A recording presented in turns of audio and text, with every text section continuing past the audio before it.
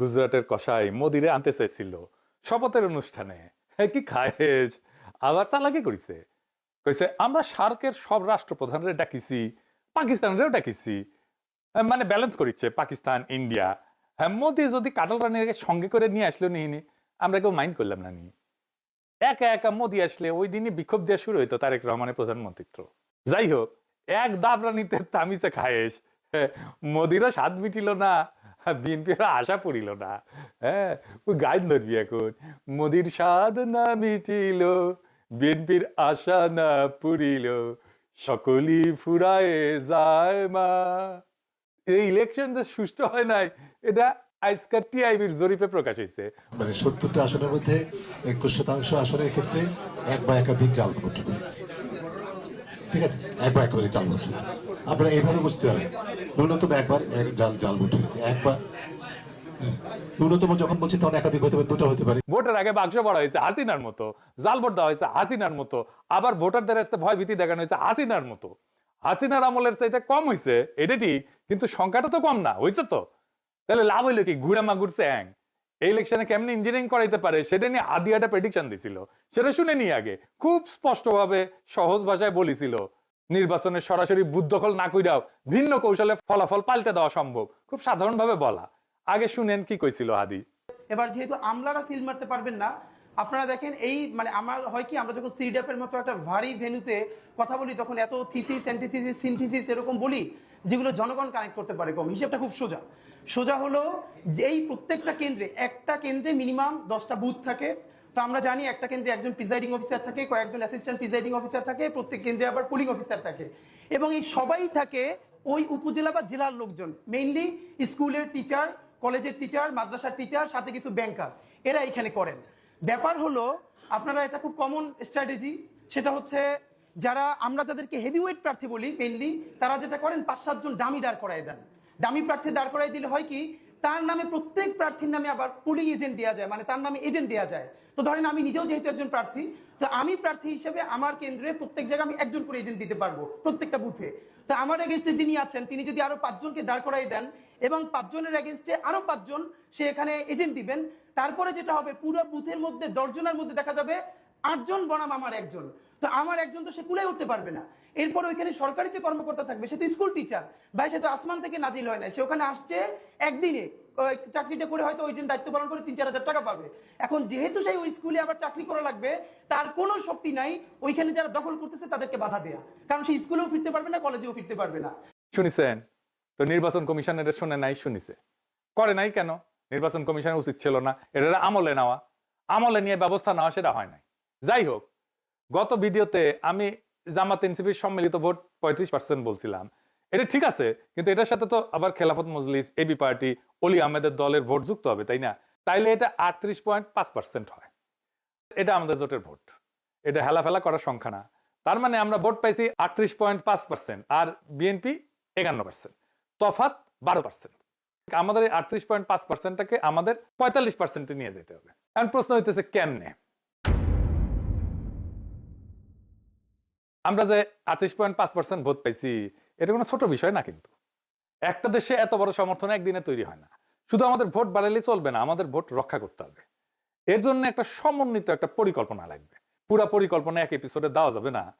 তাও আজকে কিছু গুরুত্বপূর্ণ কৌশলের কথা আলাপ করব। আমি আগে মেলা স্ট্র্যাটেজি গলে কয়ে দিছি জামাত এনসিপি রে, কয়টা নিচে আপনারাই জানেন। আমি একটা এক্সাম্পল দিই। আমি কইছিলাম পাড়ায় মহল্লায় চাঁদাবাজি প্রতিরোধ কমিটি তৈরি করতে। এটা করলে বিএনপির বাইরে সব শক্তিকে পাড়া মহল্লা লেভেলে অর্গানাইজ করে ফেলা যেত, তাদের একটা পলিটিক্যাল কাজ দেওয়া যেত, যেটা সামাজিকভাবে গুরুত্বপূর্ণ, রাজনৈতিকভাবে গুরুত্বপূর্ণ। ইউনিটিটা স্ট্রং হইতো। তারা জানতো কে কোথায় চাঁদাবাজি করে, তারা জানতো কার কোথায় শক্তি, তাদের নিজেদের কোথায় শক্তি। এটাই নির্বাচনী ইউনিট হিসেবে কাজ করতে পারতো। পাত্তাই দেয় নাই, কানেও তুলে নাই। চাঁদাবাজিকে একটা ন্যাশনাল পলিটিক্যাল ইস্যু বানায় ফেলা যাইতো, করে নাই। হ্যাঁ করেন না, কিন্তু আমি তারপরেও কয়া যায়, কারণ হইতেছে কি যে এটা তো অনেকে শুনবে, জানবে যে এটা একটা পথ ছিল, রাস্তা ছিল। অনেকে কইতে পারেন আপনি কয়া দিতেছেন কেন, সবাই তো জানা যাবে স্ট্র্যাটেজি, সবাই জানা গেলে অসুবিধা নাই। আমি এমন ভাবেই বলি স্ট্র্যাটেজি, আমার তো কোনো গোপন স্ট্র্যাটেজি নাই। আমি তো কোনো দল করি না যে দলের ফোরামে যায় কইব। আর এইভাবে বলা ছাড়া সেই জন্য আমার কোনো উপায় নাই। আর যে কৌশলে বলবো তার চাইলেও প্রতিপক্ষ ব্যবহার করতে পারবে না। মানে আমি যদি বলি আমি একটা ম্যান্ডোলিন বেজে ভোট চামু, এটা সবাই পারবি? হ্যাঁ পারবি না। আমি যে এককালে ম্যান্ডোলিন বাজাইনি তা জানেন না? জানেন না? ও তাই নাকি? আচ্ছা দেখেন,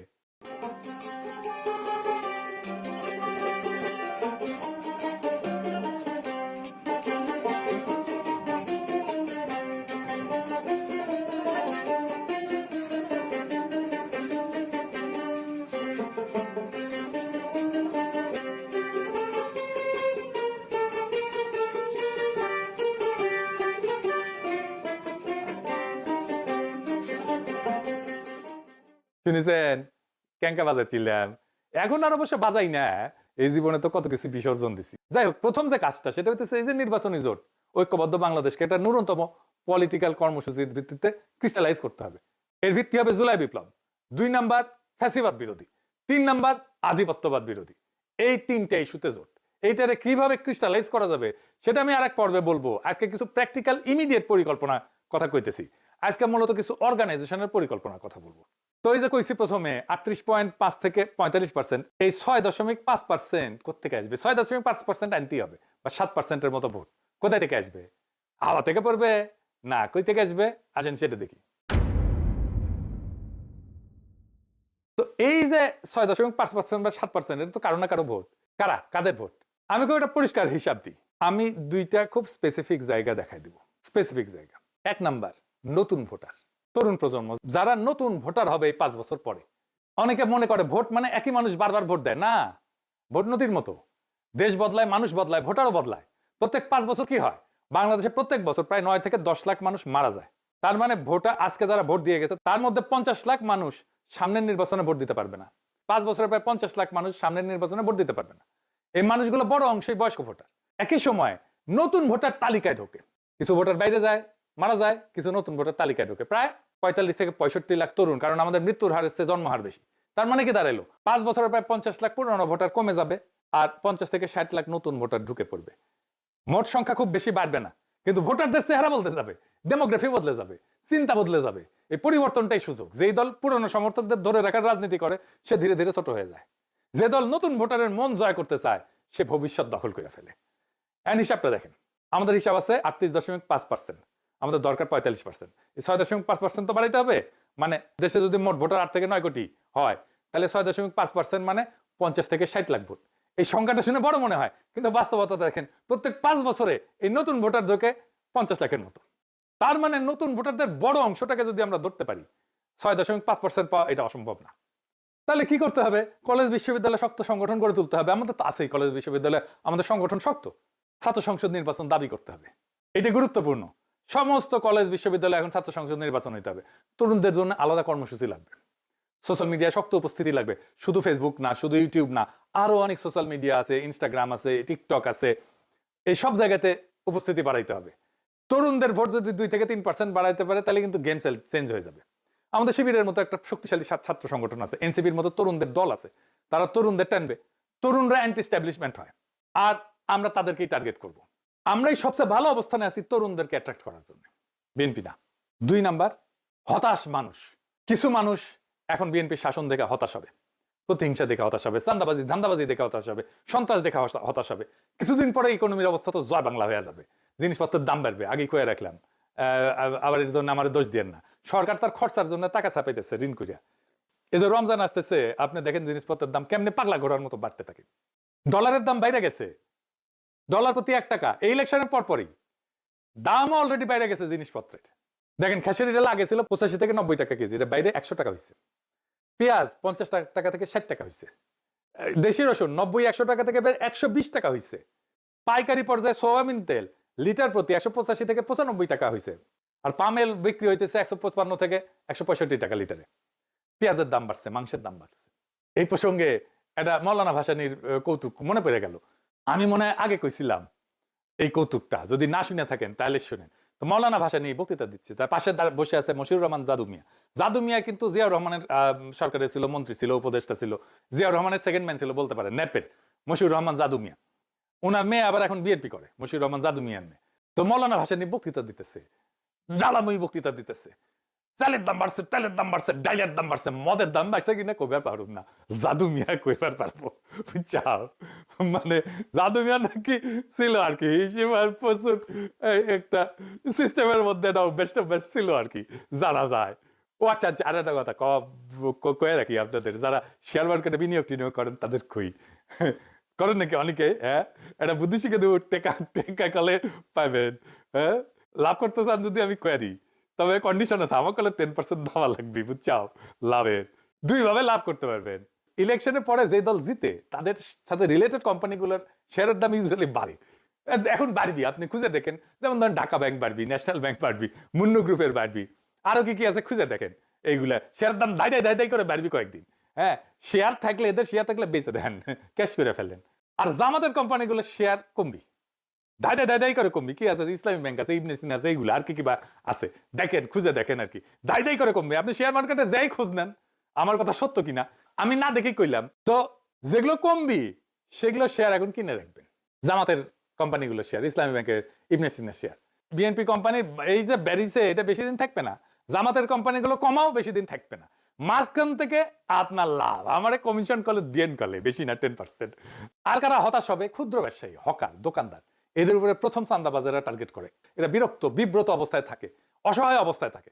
এদের মধ্যে সংগঠন এবং প্রচারণা তৈরি করতে হবে, তাহলে দেখবেন আপনি দ্রুত জনমতকে অর্গানাইজ করে ফেলতে পারছেন। এবার আসেন আলাপ করি কিছু জায়গায় সংগঠন নাই, যেখানে সংগঠন করা নিয়ে এটা খুব জরুরি জায়গা। 1 নাম্বার, গার্মেন্টস শ্রমিক ইউনিয়ন করতে হবে।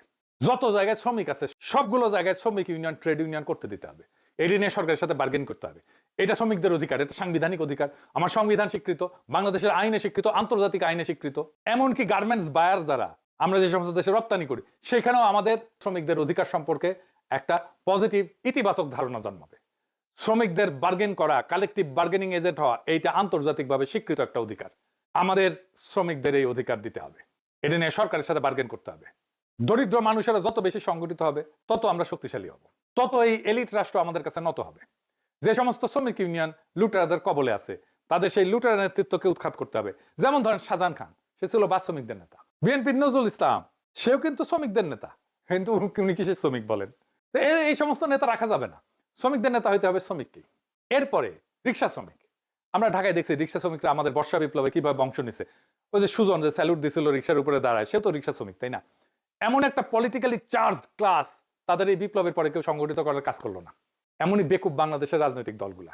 আমি দেশে থাকলে ঢাকা রিক্সাওয়ালাদের প্রথম অর্গানাইজ করতাম, তাদের মহাসমাবেশ করতাম, সম্মেলন করতাম, তাদের একটা রাজনৈতিক শক্তি হিসেবে গড়ে তুলতাম। রিক্সা দিয়ে আপনি মেসেজ ছড়াইতে পারবেন দ্রুত। রিক্সা পলিটিক্যাল ভেহিকল বাংলাদেশের জন্য। আর ঢাকা শহরের রিক্সা সংগঠন, হকারদের সংগঠন, ক্ষুদ্র ব্যবসায়ীদের সংগঠন আপনার হাতে থাকলে আপনি ঢাকার রাজা। দাবলানি দিয়ে চান্দাবাজ ধান্দাবাজদের উড়াই দিতে পারবেন। সরকার কাঁদবে। এই রিক্সাওয়ালা দিয়ে কি করা যায়, এটা অনেকভাবে কাজ করা যায়, শুধু পলিটিক্যালি না। আমি বলি, আমি মার্কেটিং এ, বিজনেসেও কাজ করেছি। মজার একটা গল্প আছে, শুনবেন? আজ বলি, আসেন শুনে। আপনাদেরকে জানা আছে কিনা যে আমি কলে দরজ বাবার বেক্সিমকো ফার্মায় কাজ করেছি। হ্যাঁ, জানেন? ওইখানে আমার মাহমুদ ভাইয়ের সাথে পরিচয়, মাহমুদুর রহমানের সাথে। তখন তিনি শাইনপুকুর সিরামিক্সের এবং হাউজিং ছিল ওটার এমডি। যাই হোক, এই বেক্সিমকোতে আমি আপনাদের পরিচিত বেশ কয়েকটা ব্র্যান্ড নিয়ে, আপনারা চেনেন, এই নামগুলো জানেন, ওষুধের ব্র্যান্ড কাজ করছি, প্রোডাক্ট ম্যানেজার ছিলাম। যেমন ধরেন নাপা। হ্যাঁ, এই নাপা নাম হইলো কেমনে জানেন? জানেন না? NAPA, প্যারাসিটামলের কেমিক্যাল নাম আছে, N অ্যাসিটাইল প্যারা অ্যামাইনোফেনল। এই প্রথম অক্ষর নিয়ে নাপা, N এর N, অ্যাসিটাইলের A, প্যারার P R অ্যামাইনোফেনলের A, এই দিয়ে নাপা। তারপরে অ্যারিস্টোভিট B, অ্যারিস্টোভিট M, ওইগুলো আমার প্রোডাক্ট ছিল। আরেকটা প্রোডাক্ট ছিল, এখন হয়তো চলে, কিন্তু আমাদের সময় আমরা যখন ছিলাম প্রোডাক্ট ম্যানেজার, ওই সময় ওইটা নাম্বার 1 প্রোডাক্ট ছিল দেশের, শুধু বেক্সিমকো না, দেশের। আমাদের নিওসেপটিনার গ্যাস্ট্রিকের ওষুধ, এটার মার্কেটিং হয়েছে কেমনে জানেন? রিক্সা দিয়ে মার্কেটিং হয়েছে। কেমনে জানেন? ফার্মাসিউটিক্যাল কোম্পানির যে মেডিকেল রিপ্রেজেন্টেটিভ থাকে না, ওরা মোটরসাইকেল করে ডাক্তার ভিজিট, দেখেছেন না? ডাক্তারের চেম্বারের সামনে থায় ঠায় মোটরসাইকেল, হাসপাতালের সামনে থায় ঠায় মোটরসাইকেল, দেখেছেন না? তো ইনস্ট্রাকশন দেওয়া ছিল মেডিকেল রিপ্রেজেন্টেটিভদেরকে যে একদিন রিক্সা নিয়ে কাজ করতে হবে, মানে ডাক্তার ভিজিটে যাইতে হবে মোটরসাইকেল ছাড়া। আগে করলে দিন চুক্তিতে রিক্সা পাওয়া যেত, কিন্তু ওই সময় আমরা শর্ত দিয়েছিলাম যে দিন চুক্তিতে রিক্সা যাওয়া যাবে না, সারাদিন আলাদা আলাদা রিক্সা নিতে হবে। রিক্সায় উঠে রিক্সাওয়ালার সাথে আলাপ জুড়তে হবে, কই খায়, কোথায় থাকে, কোথায় কোথায় যায়, খায় কোথায়, কখন খায়। তো আমাদের তো জাতীয় অসুখ 3টা, জানেন তো? জানেন না? 3টা জাতীয় অসুখ, গ্যাস্ট্রিক, আমাশা, কুরকুরানি। তো আলাপ শুরু করার পরে তার যে গ্যাস্ট্রিকের সমস্যা সেটা বের হয়ে যেত। রিক্সা থেকে নামার টাইমে ভাড়ার টাকা দেওয়ার সাথে সাথে এক স্ট্রিপ ওই নিউ সেপ্টিনার হাতে ধরে দিত রিপ্রেজেন্টেটিভ, বলতে এটা খায় দেখেন দিনে 2 বার, সকালে আর রাত্রে, দেখেন কেমন লাগে, কেমন কাজ হয়। রিক্সাওয়ালা খাইতো, ভালো হইতো, মুখে মুখে ছড়াইতো তখন এটা দাই দাই দাই দাই করে বাংলাদেশের সর্বোচ্চ বিকৃত পণ্য হইয়া গেল এটা নিউ সেপ্টিনার। অনেকে আবার উচ্চারণ করতে পারতো না, কইতো নিউ সেপ্টিপিন, ওষুধের দোকানে যাই করতে নিউ সেপ্টিপিন আছে। তো এই রিক্সাওয়ালাদের সংগঠন বানাইতে হবে। আবার রিক্সাওয়ালার সংগঠন বানাইতে যে জামাত বা এনসিপির অঙ্গ সংগঠন বানায়েন না, পিওর গণসংগঠনের রূপ দেন। মুশকিলটা হইতেছে জামাতের শ্রমিক কল্যাণ আছে একটা সংগঠন, সেটা আবার জামাতের অঙ্গ সংগঠন। এনসিপিরও তাই, অঙ্গ সংগঠন আর গণসংগঠন আলাদা জিনিস। তাহলে গণসংগঠন আর অঙ্গ সংগঠনের মধ্যে আলাদা কি বিষয়টা একটু বুঝে রেখি। হ্যাঁ, অঙ্গ সংগঠন হইতেছে রাজনৈতিক দলের একটা ছায়ারূপ ওই সেক্টরের মধ্যে। ধরেন ছাত্রদের মধ্যে বিএনপির ছায়ারূপ হইতেছে ছাত্র দল, ছাত্র দলের কাজই হইতেছে বিএনপির যা কর্মসূচি সেটাকে বাস্তবায়ন করা। কিন্তু গণসংগঠন হইতেছে এটা ছাত্রদের নিজস্ব সংগঠন, একদম ছাত্রদের মধ্যে থেকে তৈরি হয়েছে। যেমন ধরেন ছাত্র অধিকার পরিষদ, এটা ছাত্রদের মধ্যে থেকে তৈরি হয়েছে। ছাত্র শক্তি নাহিদের যে দল ছিল, এটা ছাত্রদের মধ্যে থেকে তৈরি হয়েছে। এইটার উপরে কোনো ফাদার অর্গানাইজেশন ছিল না রাজনৈতিক দলের। তো এইগুলো হইতেছে গণসংগঠন, জনগণের সংগঠন, ছাত্রদের দাবি নিয়ে কাজ করে। রাজনৈতিক দলের সাথে কথাবার্তা হইতে পারে, তার সাথে ঐক্য হইতে পারে, রাজনৈতিক দলের লোকেরা ওই গণসংগঠনের মধ্যে কাজ করতে পারে, কিন্তু ওইটা গণ হিসাবেই থাকবে। এটা এই দলের অঙ্গ সংগঠন না, রাজনৈতিক দলের অঙ্গ সংগঠন না, কারো পাঁচাটা সংগঠন না, তার নিজস্ব স্বাধীন সিদ্ধান্তে সে কাজ করে। এইভাবে রিক্সাওয়ালাদের সংগঠনকে জামাত বা এনসিপির অঙ্গ সংগঠন বানায় না, পিওর গণসংগঠনের রূপ দেন। সবাই কাজ করেন ওর মধ্যে, সবাই মিলে কাজ করেন, সবাই মিলে সংগঠনটা তৈরি করতে হেল্প করেন, কিন্তু আপনার ইডিওলজি, আপনার আদর্শ, আপনার রাজনৈতিক আদর্শ, আপনার রাজনীতি ওইটার উপরে চাপাই দিয়েন না। তাদের বাস্তব জীবনের সংকট নিয়ে তারা সংগঠিত হবে। যেমন ধরেন লাইসেন্সিং, রিক্সার গ্যারেজের ভাড়া, রিক্সা শ্রমিকদের জন্য পরিষ্কারভাবে আইন নাই, বাস্তবে কার্যকর হয় না। অনেক শ্রমিক রিক্সা কেনার জন্য উচ্চ সুদে ঋণ নিতে বাধ্য হয়, তাদেরকে সহজ শর্তে সুদমুক্ত ঋণের ব্যবস্থা করা। রিক্সা শ্রমিকের জন্য কোনো ধরনের সামাজিক নিরাপত্তা নাই, তাদের কোনো চিকিৎসার ফ্যাসিলিটি নাই। এইগুলোই হবে দাবি। এইবার নারী প্রশ্ন, নারী প্রশ্ন নিয়ে নির্বাচনের সময় আমাদের প্রতিপক্ষ আক্রমণ করে আমাদের নাস্তানাবুদ করতে চাইছে। জামাতের নারী সংগঠন সবচেয়ে বড়, তারা ইলেকশন টাইমে নারীদের যত বড় মিছিল করেছে দেখেছেন না? দেখেন দেখেন না দেখে দেখলে দেখেন।